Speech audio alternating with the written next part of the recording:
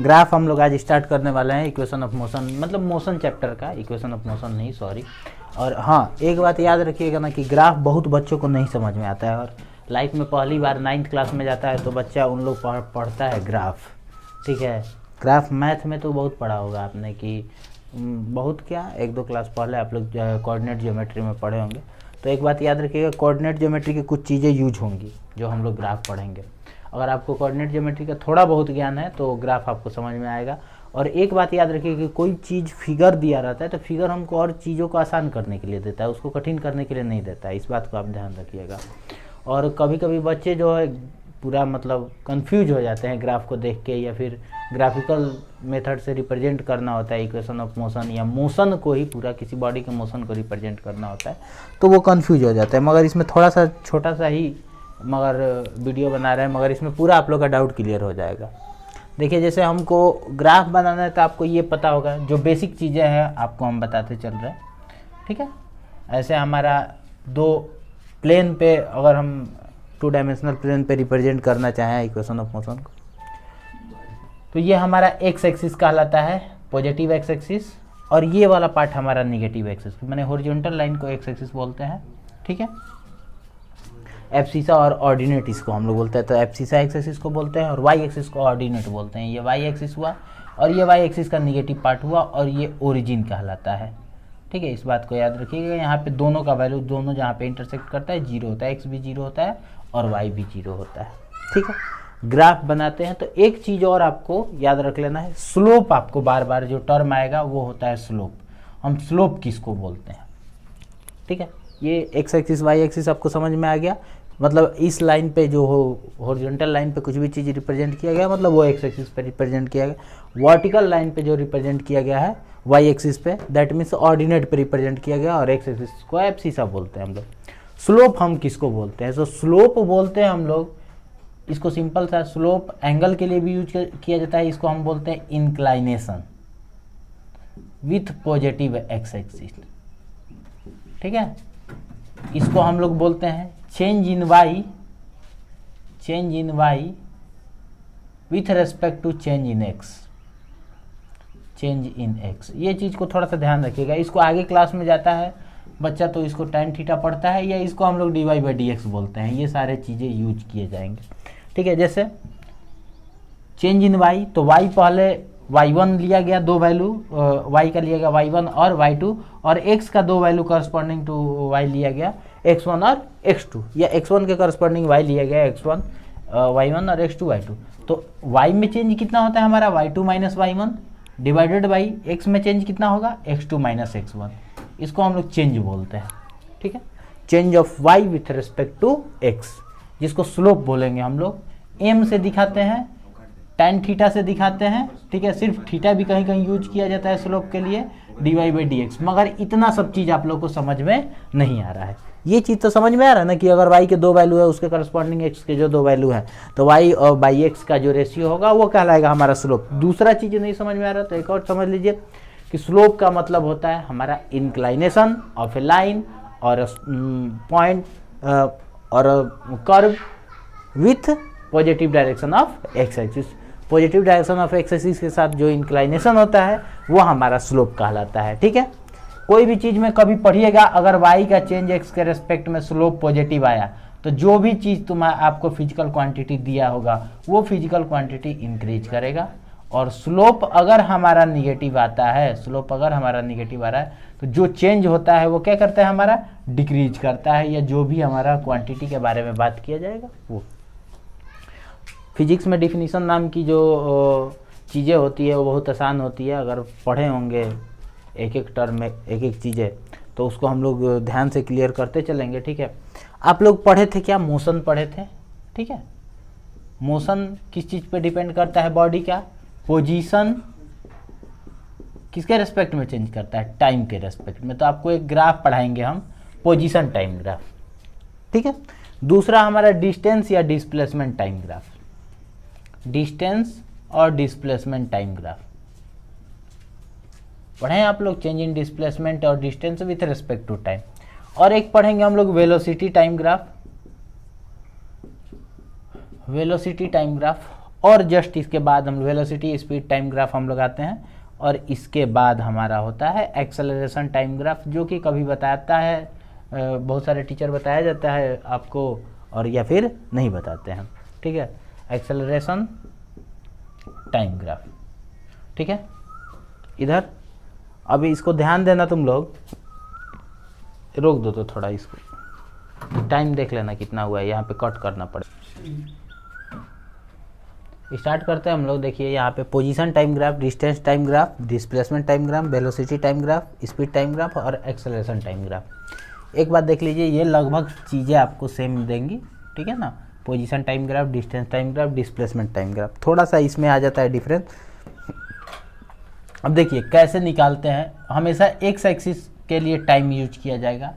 X axis हमारा किसके लिए यूज किया जाएगा? टाइम एक्सिस के लिए। ग्राफ अगर कभी बदल दिया, ट्रिक का उन लोग या एग्जामिनर जो होगा, थोड़ा सा उतना वैसे क्वेश्चन आता नहीं है, मगर फिर भी एक्स एक्सिस पे टाइम को दिखा रहे हैं, और वाई एक्सिस पे दूसरा फिजिकल क्वांटिटी हम दिखाते हैं, अनदर फिजिकल क्वांटिटी जो भी है, पोजीशन हो गया अनदर, ठीक है। दूसरे वाले के बारे में, जैसे पोजीशन टाइम, ये वाई एक्सिस वाला बदल रहा है, ठीक है। अब देखिए हम पोजीशन टाइम ग्राफ के बारे में बात कर रहे हैं, ठीक है। तो हम यहाँ पे एक ग्राफ बनाने का कोशिश कर रहा है कि एक बॉडी है, उसका पोजीशन के लिए हम लोग एक्स ही यूज करते हैं, एक्स स्मॉल एक्स लिख देते हैं, एक्स टी ग्राफ इसको बोलते हैं, ठीक है। एक्स टी ग्राफ बोलेंगे पोजीशन टाइम ग्राफ को, ठीक है। और डिस्प्लेसमेंट या डिस्टेंस टाइम ग्राफ को हम लोग एस टी बोलते हैं, ठीक है, एस टी ग्राफ, ठीक है। वेलोसिटी टाइम ग्राफ और स्पीड टाइम ग्राफ को हम लोग बोलते हैं वी टी, ठीक है। और इसके लिए हम लोग इस एक्सप्रेशन के लिए ए टी कर्व बोलेंगे, ऐसे यूज किया जाए, ठीक है। स्मॉल आप लोग लिख सकते हैं यहाँ पे टाइम एक्सिस को, स्मॉल से कोई टेंशन नहीं है, ये समझिए कि आपका स्मॉल ही यूज हुआ, ठीक है। फर्स्ट आते हैं कि पोजीशन टाइम ग्राफ आपको देगा क्या। डिफिनीशन क्लियर है कि पहले आपको स्लोप निकालना है। स्लोप मतलब क्या लिखिएगा आप? y by x, change in position of y axis with respect to axis. तो position with respect to time क्या होगा हमारा? मोशन। तो ये किसके बारे में देगा? हमारा रिलेशन जो भी है मोशन के बारे में बताएगा, ठीक है। डिस्टेंस टाइम ग्राफ हमको क्या देता है? Distance by time. Distance by time हमारा क्या देगा बताइए आप? Distance, the rate of change of distance with respect to time is called speed. और ये क्या देगा हमारा? डिस्प्लेसमेंट जो होता है, displacement with respect to time क्या देता है हमारा? वेलोसिटी। वेलोसिटी ऐसे लिखते हैं हम लोग, वेलोसिटी, ठीक है। और velocity, the rate of change of velocity और speed with respect to time is, और speed with respect to time is called acceleration, या एक्सेलरेशन या एक्सेलरेशन भी बोला जाता है इसको, इसमें कोई कंफ्यूजन नहीं होना चाहिए आप लोग।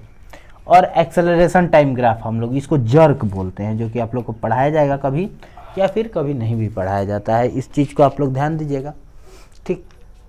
हम बताएंगे, थोड़ा सा बस बताएंगे, ठीक। जैसे पोजीशन टाइम ग्राफ का एक चीज़ हम लेते हैं, यहाँ पे देखिए, पैरेलल टू टाइम एक्सिस। कोई भी चीज़ अगर टाइम एक्सिस के पैरेलल हो गया तो ये वाला चीज़ जो होता है कांस्टेंट हो जाता है। कांस्टेंट होने का मतलब कि इधर एक वाई एक्सिस वाली जो चीज़ें हैं वो आपको कांस्टेंट हो जाएंगी। तो वाई एक्सिस है तो एक्स से रिप्रेजेंट किया गया, एक्स मतलब पोजीशन के लिए रिप्रेजेंट। ये मत सोचिएगा कि एक्स एक्सिस को दिखाया गया, नहीं नहीं, ऐसा नहीं है, पोजीशन को दिखाया गया। तो ये पैरेलल हुआ तो ये वाई वाला चीज़ जो हो गया क्या हो गया? जीरो हो गया। वाई जीरो जब हो गया मतलब कि पोजीशन उसका जीरो, पोजीशन चेंज ही नहीं कर रहा है, कांस्टेंट हो गया। पोजीशन चेंज हो ही नहीं कर रहा है तो वो बॉडी क्या हो गया? रेस्ट में हो गया। क्यों? क्योंकि देख लीजिए आप, यहाँ पे पोजीशन लिए x1 और यहाँ पे पोजीशन क्या ले लिए? x2, ठीक है। और टाइम यहाँ पे देखिए t1 और ये फिर क्या हो जाएगा? t2। देखिए तो x1 जहाँ पे है ये वैल्यू x दे रहा है और x2 भी हमारा x ही दे रहा है, तो x2 माइनस x1 का वैल्यू तो जीरो हो गया। और फिर by y2 minus y1 that mean t2 minus t1 is something equal to हमारा क्या हो जाएगा? जीरो। सी, तो ये भी हमारा वैल्यू क्या आएगा? जीरो। एक सिंपल सा बात है। तो हमारा position, the rate of change of position with respect to time, तो rate of change of position तो हमारा जीरो है, पोजीशन चेंज ही नहीं कर रहा है। तो अगर हम पोजीशन टाइम ग्राफ ड्रॉ करते हैं और लाइन टाइम एक्सिस के पैरेलल होता है तो वहाँ पे बॉडी रेस्ट में होता है, तो बॉडी एट रेस्ट लिखिएगा आप लोग, सिंपल सी बात है। अब आते हैं हम लोग यहाँ पे, देखिए ये हो गया कर्व, ठीक है। तो ये हमारा स्ट्रेट लाइन बना आपको, ये पोजीशन टाइम ग्राफ है, ठीक है। पोजीशन टाइम ग्राफ में ये वाला एंगल हमारा फिक्स हो गया, थीटा आपका बदल नहीं रहा है, आप कहीं भी रखिएगा तो ये वाला एंगल आपका हमेशा सेम रह रहा है। तो एंगल सेम होने के कारण क्या हो गया कि यहाँ पे जो भी चीज़ है ये वाला हमारा, ठीक है, चेंज कर रहा है, ऐसा नहीं कि एक्सचेंज नहीं कर रहा है, यूनिफॉर्मली चेंज कर रहा है। तो ये कौन सा मोशन हो गया हमारा, यूनिफॉर्म मोशन। यूनिफॉर्म मोशन का मतलब हुआ कि वेलोसिटी जो होगा कांस्टेंट होगा, वेलोसिटी और स्पीड जो होगा हमारा बॉडी का कांस्टेंट होगा, सिंपल सा बात है, x बाई टी। तो इसमें तो चेंज करेगा, मगर ऐसे लिखेंगे कि x2 minus x1 by t2 minus t1 is equal to x3 minus x4 या x4 minus x3 divided by t4 minus t3। ऐसे करके हमारा ये वैल्यू जो होगा ये कांस्टेंट आएगा, हर बार आपका जो होगा रेशियो वाई एक्सिस का जो चेंज होगा एक्स एक्सिस के रेस्पेक्ट में वो इक्वल आएगा। आते हैं नेक्स्ट, इसमें हम लोग कि आपका ये हो गया। अब आप लोग पूछिए सर इसमें स्लोप हम लोग कैसे निकालेंगे, स्लोप आपको चेंज को बता रहा है, ये बात को समझ लीजिएगा। तो स्लोप हम कैसे निकालेंगे, ये पोजीशन टाइम ग्राफ है, ठीक है। तो स्लोप निकालने के लिए हम लोग एक पॉइंट यहाँ पे कंसीडर करते हैं और उस पॉइंट को ऐसे हम लोग वहाँ पे एक टेंजेंट ड्रॉ कर देते हैं। टेंजेंट यहाँ पे देख रहे हैं थीटा, अगर थीटा का वैल्यू मतलब एंगल का वैल्यू अगर 90 डिग्री से कम है, लेस देन 90 डिग्री लिखेंगे, theta is less than 90 degree, hence क्या हो जाएगा हमारा, slope is positive, slope is positive. Slope जो होगा वो हमारा क्या होगा, पॉजिटिव होगा। स्लोप पॉजिटिव होगा मतलब कि जो भी चीज़ ये दे रहा है ये ग्राफ, पोजीशन टाइम ग्राफ तो मोशन ही देगा, मोशन इंक्रीज कर रहा है, ठीक है।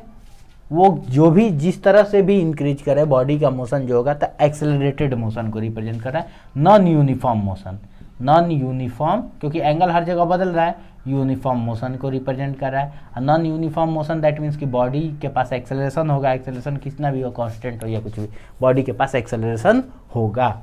ये आते हैं। अब आपको हम बता देते हैं कि मोशन जो है इस तरह का है, पोजीशन टाइम ग्राफ में कभी भी पैरेलल हो गया, पैरेलल टू हमारा एक्स एक्सिस, तो पोजीशन चेंज नहीं कर रहा है, टाइम मतलब बहुत शॉर्ट टाइम में पोजीशन बहुत ज़्यादा चेंज कर रहा है, तो वेलोसिटी जो होगा या स्पीड जो होगा बॉडी के पास इनफाइनाइट हो जाता है, इनफाइनाइट स्पीड।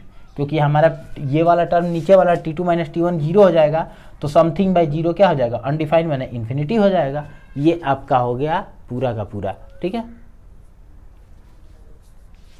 देखिए पोजीशन टाइम ग्राफ एक बार डिस्कस कर लिया जाए। और ये पोजीशन टाइम ग्राफ है, इसमें हमारा एक बॉडी स्टार्ट कर रहा है पोजीशन अपना ओरिजिन से, ठीक है, ये फर्स्ट, ठीक है, 1, ये 2 और ये 3, फर्स्ट बॉडी स्टार्ट कर रहा है ओरिजिन से, ठीक है।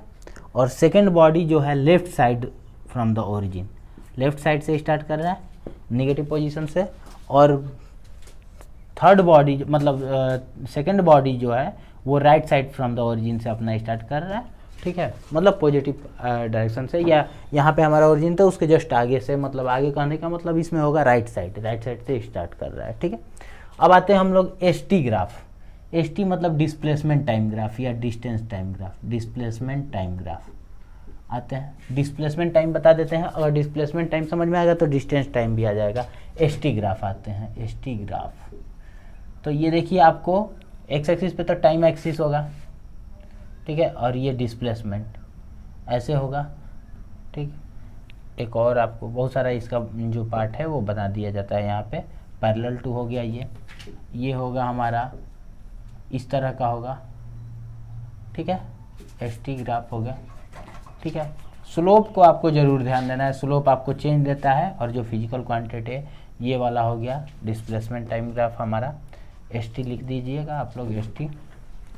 और फिर आते हैं हम लोग इस तरह का भी होता है, और फिर हमारा ये मान लीजिए ऐसे भी दे दिया कोई बंदा, एसटी, और ये पैरेलल टू हो गया, ठीक है।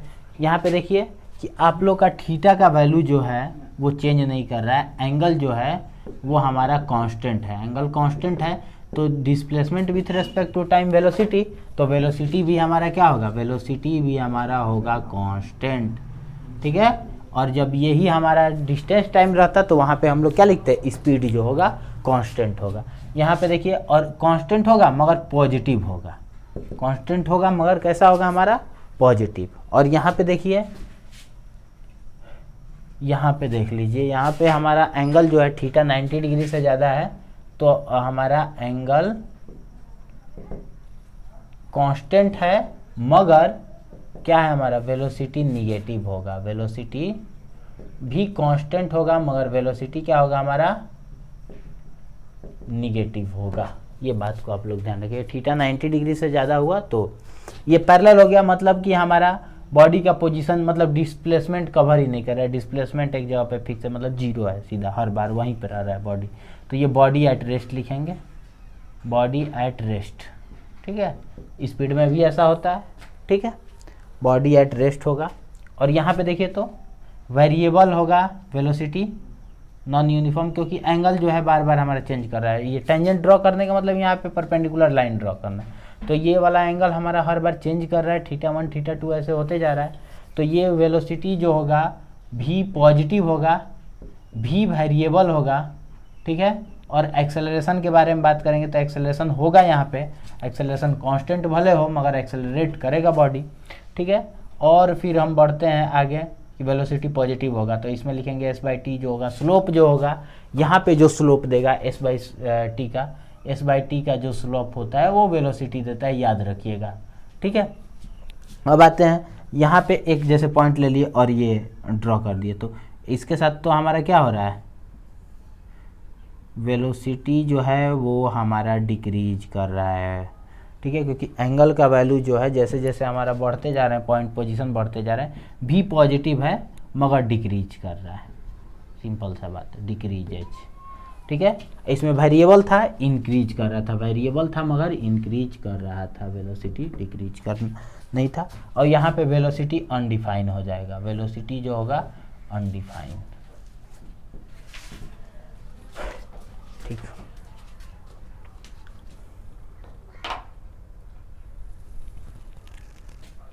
यहाँ पे पोजीशन टाइम ग्राफ से दो बॉडी के, ठीक है, पोजीशन को रिप्रेजेंट किया गया है और उनके रिलेटिव वेलोसिटी को हम लोग फाइंड कर सकते हैं। जैसे यहाँ पे ए और बी दोनों अलग अलग पोजीशन 1 और पोजीशन 2 से चलना स्टार्ट किए, दोनों के लिए देखिएगा तो आप ये वैल्यू जो है एंगल ऑफ इंक्लाइनेशन सेम है, जिसके कारण वेलोसिटी ऑफ ए और वेलोसिटी ऑफ बी इक्वल है, रिलेटिव वेलोसिटी दोनों का 0 है। मगर आप मान लीजिए यहाँ से 5 मीटर पर सेकंड के स्पीड से चले, आपका दोस्त यहाँ से 5 मीटर पर सेकंड के स्पीड से चला, और दोनों आदमी के बीच का डिफरेंस अगर 10 मीटर है तो वो 10 मीटर हमेशा मेंटेन रहेगा जब तक आप लोग मूव कीजिएगा, ठीक है। सेम चीज़ यहाँ पे है कि यहाँ पे VA का वैल्यू जो है, VA इज़ ग्रेटर देन क्या हो गया हमारा VB, VA का वैल्यू VB के रेस्पेक्ट में ज़्यादा है, तो ये बॉडी हमेशा इनके बीच में हमेशा गैप ऐसे क्रिएट होते जाएगा। यहाँ पे देखिए कि VB जो है वो कम था, ठीक है, और VA ज़्यादा था, तो अब हम क्या करेंगे, V2 माइनस V1 जब निकालेंगे, दैट मीन्स कि VB माइनस VA जो निकालेंगे वो हमारा निगेटिव आएगा। इस चीज़ को समझ लिए, तो ये रिलेटिव वेलोसिटी को रिप्रेजेंट किया गया है। और पोजीशन टाइम ग्राफ से हम लोग वेलोसिटी एक्सेलरेशन तक के बारे में बात कर सकते हैं। सबसे पहला चीज़ आप लोग को ये समझने का ज़रूरत है, ठीक है। अगर हमारा वेलोसिटी टाइम ग्राफ अगर बॉडी वेरिएबल वेलोसिटी के साथ मूव कर रहा है तो इसका एक्सेलरेशन अगर हम करेंगे तो एक्सेलरेशन कांस्टेंट हो सकता है, जरूर नहीं है कि वो चेंज कर रहा है। तो पोजीशन टाइम ग्राफ से हम लोग बहुत सारी चीज़ें कैलकुलेट कर सकते हैं, वेलोसिटी कर सकते हैं, एक्सेलरेशन कर सकते हैं, डिस्टेंस टाइम ग्राफ से भी हम लोग एक्सेलरेशन कैलकुलेट कर सकते हैं। तो उसके बारे में पहले अब आते हैं हम लोग नेक्स्ट एक जो टॉपिक इसमें हम आप लोग को बता देते हैं, ठीक है, वेलोसिटी टाइम ग्राफ पे आते हैं।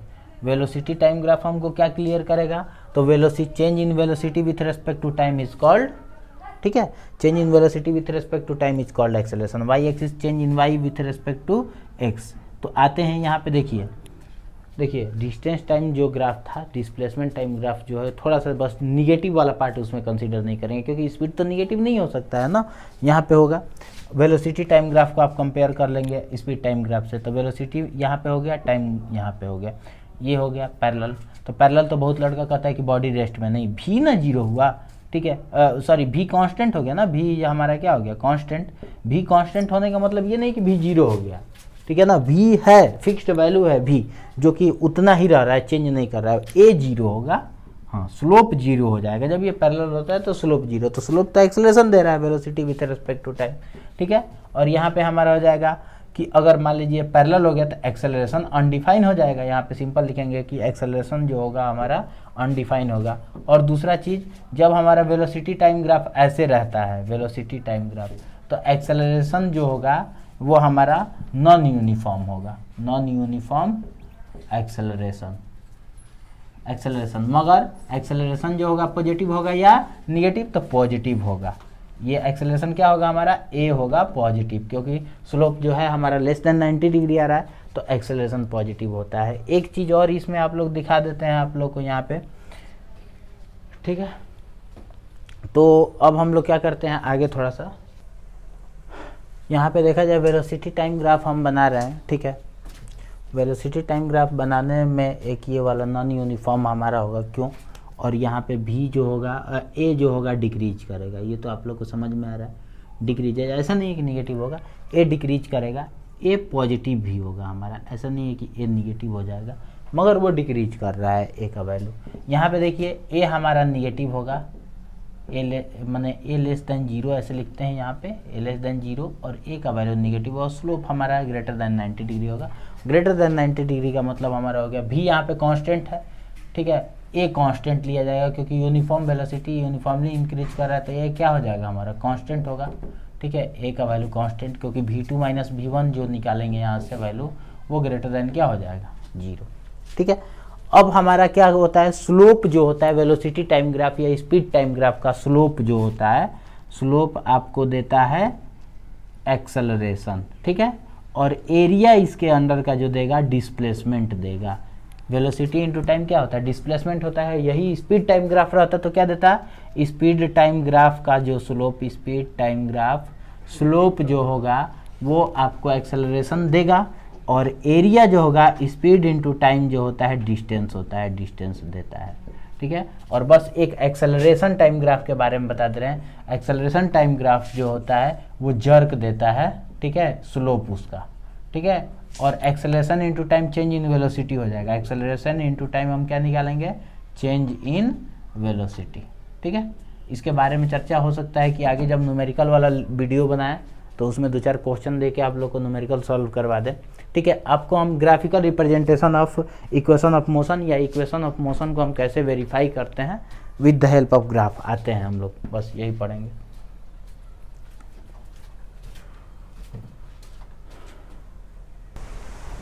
हम लोग यहाँ पे देखो वेलोसिटी टाइम ग्राफ बनाया है कि एक बॉडी u मीटर पर सेकंड के स्पीड से चला और फाइनली इसका पॉइंट C पे जाके वेलोसिटी हो गया v मीटर पर सेकंड, ठीक है।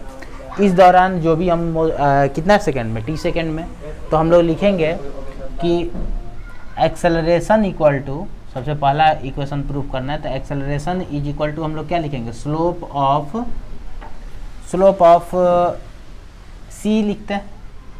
c कैसे निकालेंगे, c का स्लोप हमारा चेंज कितना हो जाएगा, A B minus B C, change in Y सिस बाई, इसके दौरान टाइम कितना लगा उसको, ओए देखिए v minus U by T, v equal to कितना हो जाएगा हमारा u plus A T. First equation हमारा प्रूफ हो गया, ठीक है। अब हमको डिस्टेंस निकालना है, तो पता है आपको डिस्टेंस इज इक्वल टू क्या लिखते हैं हम लोग, area under the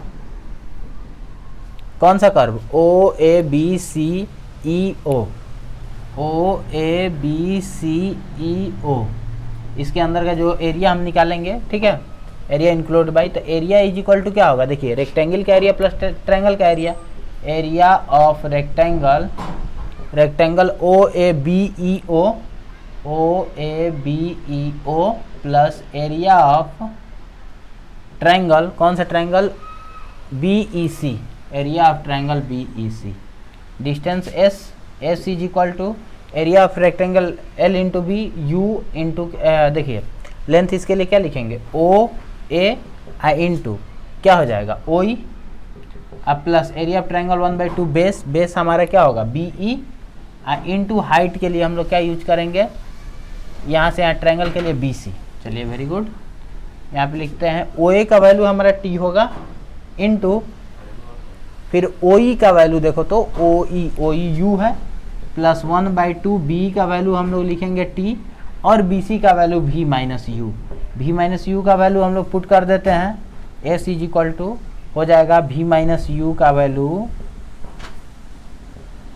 T, v का value u plus A T put करते हैं माइनस यू, कैंसिल आउट हुआ, क्या हो जाएगा s equal to U T plus half A T square. ये हमारा डिस्टेंस हो गया, ठीक है। अब आते हैं हम लोग यहाँ पे डिस्टेंस के लिए, फिर से लिख देते हैं direct area under area of OABEO, इसका एरिया होगा, कैसे निकालेंगे, S is equal to area parallel, ये देखिए ट्रेपेजियम बन रहा है तो 1/2 सम ऑफ पैरेलल साइड, तो OE plus AC into height हमारा क्या हो जाएगा OA, हो गया 1/2 सम ऑफ पैरेलल साइड, तो पैरेलल साइड है क्या हमारा OE, तो OE का वैल्यू U लिखते हैं, अब प्लस AC का वैल्यू हम लोग क्या लिखते हैं V लिखते हैं, और प्लस OA का वैल्यू हमारा हो जाएगा T। थर्ड इक्वेशन में टाइम नहीं होता है तो टाइम का वैल्यू फर्स्ट इक्वेशन से निकाल लीजिए, V minus U by A हो गया। S इज इक्वल टू, तो S is equal to V square minus U square by 2AS is equal to V square minus U square, इतना पर भी आप लोग छोड़ सकते हैं, ठीक है। ये हमारा वेलोसिटी टाइम हो गया इक्वेशन रिलेशन, और ये position time distance time relation, और ये हमारा हो जाएगा वेलोसिटी और पोजीशन वेलोसिटी रिलेशन, ये हुआ हमारा पूरा।